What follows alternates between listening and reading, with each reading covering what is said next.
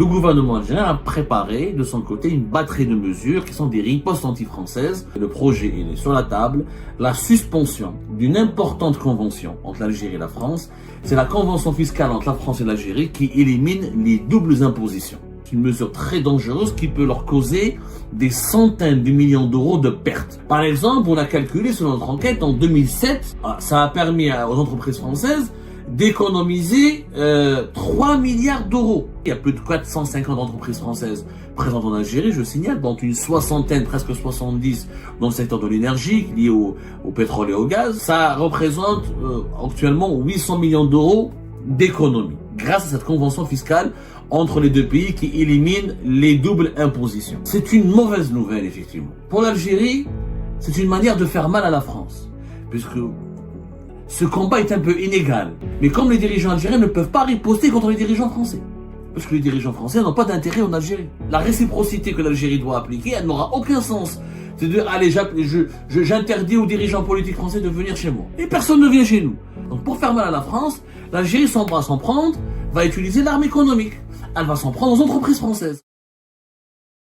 Vu que l'Algérie ne compte pas visiblement répondre à cet ultimatum ou à ce délai de façon favorable et que le gouvernement français a menacé de revoir l'ensemble des accords qui lient l'Algérie à la France, notamment les accords concernant la gestion des flux migratoires, la circulation des personnes et les séjours sur le territoire français des migrants algériens, le fameux accord de 1968, le gouvernement algérien a préparé de son côté une batterie de mesures qui sont des ripostes anti-françaises destinées à appliquer la réciprocité, à protéger les intérêts de l'Algérie contre les attaques et perpétrées ou contre ce que les dirigeants algériens parlent d'agression menée par la France.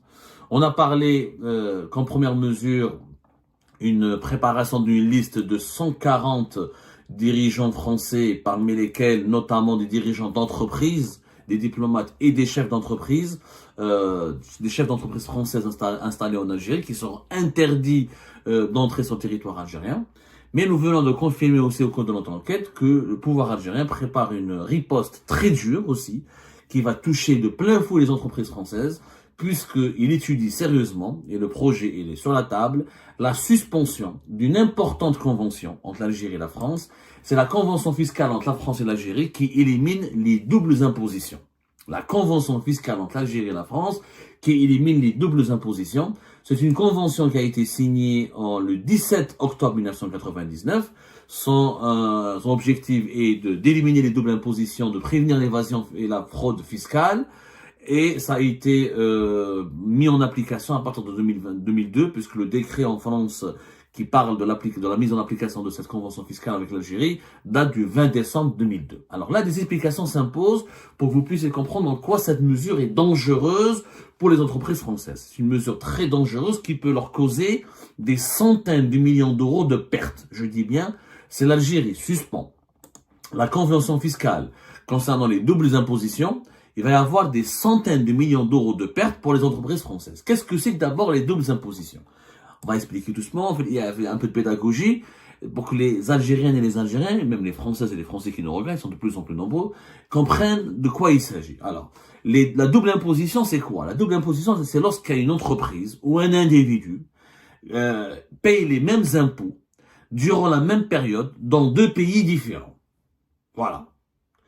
Et cette double imposition, beaucoup de pays à travers le monde essaient de l'éliminer, notamment en ce qui concerne les entreprises.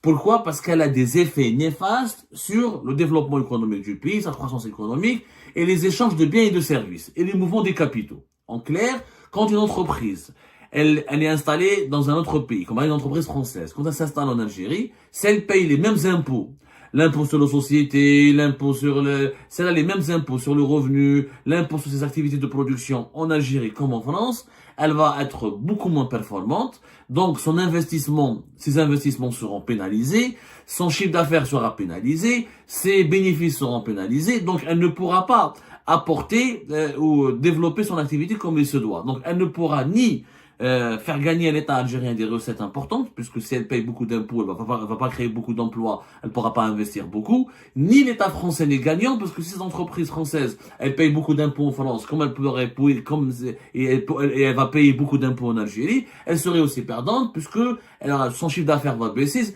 Et quand on dit le chiffre d'affaires baisse, les recettes fiscales tirées des impôts depuis l'État français, pour l'État français, vont baisser.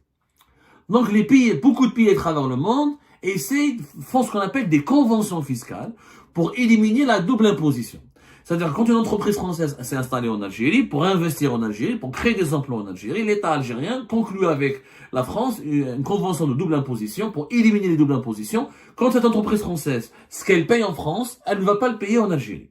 Et vice-versa, grâce à cette convention fiscale, éliminant les doubles impositions, normalement, l'entreprise algérienne, quand elle s'installe aussi en France pour investir en France, elle va pas payer les mêmes impôts qu'elle paye en Algérie. Voilà globalement l'objectif. Sauf que malheureusement, cette convention, elle profite, malheureusement, attention, je dis malheureusement entre guillemets, pourquoi je vais le dire, je vais vous expliquer, elle profite davantage aux entreprises françaises qu'aux entreprises algériennes. Pour une raison simple, parce que les entreprises algériennes, il n'y en a pas beaucoup qui investissent à l'étranger, c'est pratiquement très peu, mais à part Civital et quelques sociétés vraiment des cas limités. Là, et les entreprises françaises, l'économie française, elle est extrêmement puissante, c'est parmi les 10 économies les plus puissantes du monde, et la France avec l'Allemagne, les États-Unis, la Chine, le Japon, la Grande-Bretagne, et les Émirats Arabes Unis, l'Arabie Saoudite aujourd'hui, la Russie, la Chine, c'est parmi, pas la Russie, la Chine surtout, un peu le Brésil, etc., parmi les plus grands pays qui investissent à l'étranger. Parmi les plus grands bailleurs de fonds ou émetteurs d'investissements directs étrangers. Donc, cette convention, elle offre des privilèges pour les entreprises françaises installées en Algérie, pour qu'elles ne payent pas beaucoup d'impôts. Exemple, vous allez me dire quels sont ces avantages. Donc, grâce à cette convention fiscale, entre les deux pays, les entreprises françaises installées en Algérie, elles sont exonérées de la retenue à la source de 40% sur le chiffre d'affaires. Ils ne payent pas les fameux 40 chiffres d'affaires de retenue à la source sur leur chiffre d'affaires, on appelle, dans le cadre de l'IBS, c'est l'impôt sur la société. Donc, il y a une retenue à la source dans le moment de 24%, et eux, ils ne la payent pas. Les entreprises françaises qui réalisent leurs activités en Algérie, elles sont exonérées de cette retenue à la source de 24%. L'imposition sur les dividendes, normalement, quand une entreprise française fait des dividendes, elle doit payer 15%. Les dividendes, c'est des bénéfices qui sont, je rappelle, versés aux actionnaires. Et ben en Algérie, grâce à cette convention fiscale entre l'Algérie et la France, les entreprises françaises en Algérie, au lieu de payer donc une impôt à 15% sur les dividendes, elles payent uniquement 5%. En plus, il y a une exonération totale des intérêts sur les emprunts, quand elles font des emprunts, et beaucoup d'autres allègements. On va pas vraiment parler, on va pas entrer dans le domaine technique. Il y a plusieurs allègements fiscaux qui facilitent donc le rapatriement des bénéfices en devises des entreprises françaises vers la France. Ce sont les principaux avantages. Ce sont des avantages importants, impressionnants. Par exemple, on a calculé selon notre enquête en 2007, ça a permis aux entreprises françaises d'économiser 3 milliards d'euros. 3 milliards d'euros.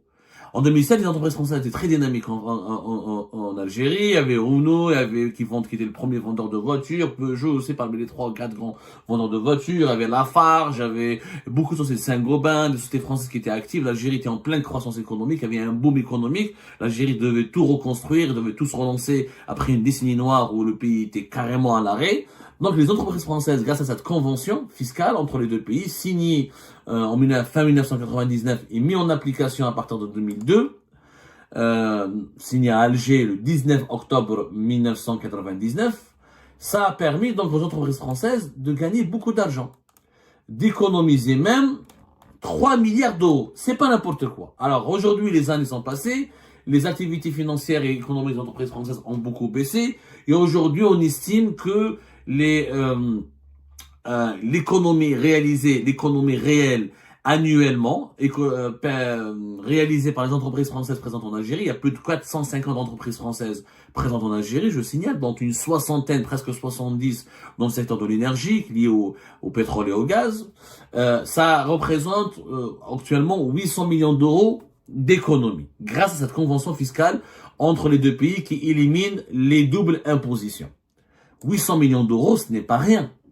C'est très important. C'est beaucoup d'argent. Et ben justement, comme c'est beaucoup d'argent, comme c'est important, comme les entreprises françaises sont gagnantes, et ben l'Algérie, malheureusement, le gouvernement algérien va essayer il va pas essayer, il pense sérieusement à suspendre au départ cette convention, ensuite à éliminer les privilèges dont bénéficient les sociétés françaises, à réviser ces privilèges pour leur imposer une taxation beaucoup plus forte.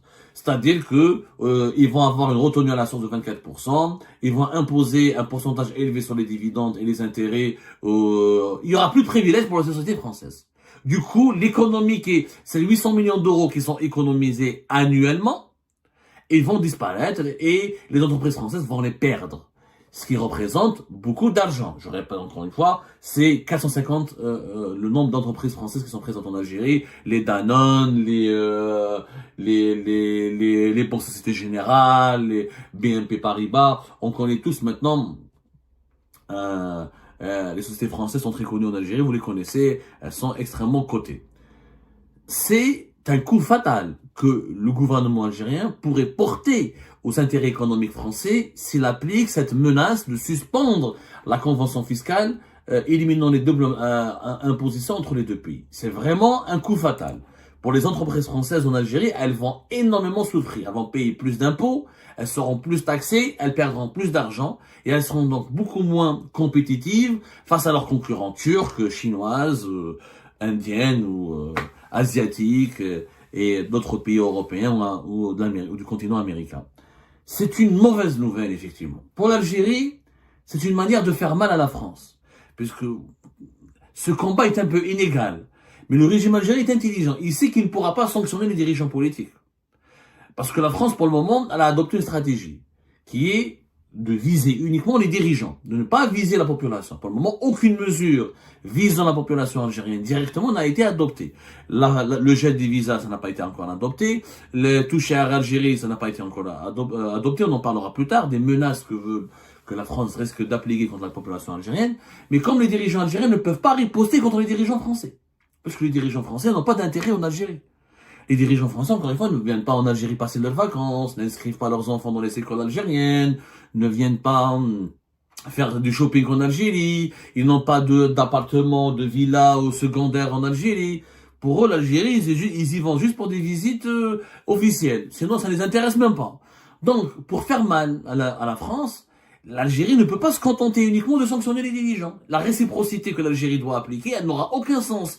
C'est de dire, allez, j'interdis aux dirigeants politiques français de venir chez moi. Et personne ne vient chez nous. Il n'y a pas de tourisme, de villa, d'investissement des dirigeants politiques français, etc. Donc pour faire mal à la France, l'Algérie va utiliser l'arme économique. Elle va s'en prendre aux entreprises françaises, aux intérêts économiques français. Pour faire mal à la France, pour lui faire perdre de l'argent. Quand ces entreprises françaises vont perdre de l'argent, elles vont protester. Quand elles vont protester en Algérie, ils vont leur dire les autorités algériennes, allez voir avec vos dirigeants. Ce sont vos dirigeants qui nous attaquent.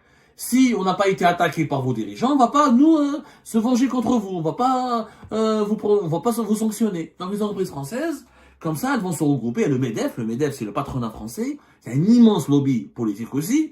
Il va exercer des pressions sur les autorités françaises pour leur dire attention, cette bagarre avec l'Algérie, c'est pas important, c'est grave. Pour nous, vous nous causez du tort. L'Algérie, ça reste quand même parmi les principaux partenaires commerciaux africains de la France. Je crois que c'est le deuxième partenaire commercial en Afrique de la France, ou le troisième. Donc, les entreprises françaises ne seront pas du tout contentes. Elles vont protester sérieusement. Elles vont vraiment... Voilà. L'Algérie a été le deuxième débouché des exportations françaises en Afrique, derrière le Maroc. Et devant la Tunisie. Ça, c'était pour l'année 2024. Hein. Donc, c'est très important pour les entreprises françaises. Donc, c'est ça la stratégie machiavélique du régime algérien. De ne pas attaquer contre... Il sait qu'il ne peut pas que s'en prendre aux dirigeants politiques français, qu'il ne peut pas faire de bras de fer avec les dirigeants politiques français, donc il s'en prend aux entreprises françaises. Est-ce que c'est de bonne guerre? Moi, je peux pas applaudir, parce que les entreprises françaises, elles créent des emplois. S'il y a 100 000 emplois directs et indirects qui vivent des entreprises françaises en Algérie. Donc, si on affaiblit les entreprises françaises, on va affaiblir les ménages algériens, les salariés algériens qui vivent de ces entreprises. L'idéal serait encore une fois que les deux pays se calment le jeu, se négocient paisiblement et se réconcilient. Et ils laissent les Algériennes et les Algériens, les Françaises et les Français travailler paisiblement, créer de la richesse ensemble, créer des passerelles ensemble, parce qu'il y a tant d'intérêts économiques, notamment en économie ou dans le business, et nous avons tant d'intérêts communs. L'avenir économique de la France, serait avantagé, favorisé par le développement de l'Algérie. Et le développement de l'Algérie dépend lui aussi des investissements étrangers français qui pourront se faire en Algérie. L'Algérie, quand elle va se développer, fera le bonheur de la France et la prospérité de la France fera aussi le bonheur de l'Algérie. Et ben voilà les amis, c'est la fin de cette vidéo. Je vous remercie comme d'habitude pour avoir suivi jusqu'à la fin. N'oubliez pas de nous laisser vos commentaires et vos réactions sur le sujet de cette vidéo et de vous abonner à la chaîne si vous n'êtes pas encore abonné. Donc voilà, je vous remercie encore une fois pour votre soutien et pour les discussions que vous menez dans la section des commentaires. C'est vraiment très intéressant.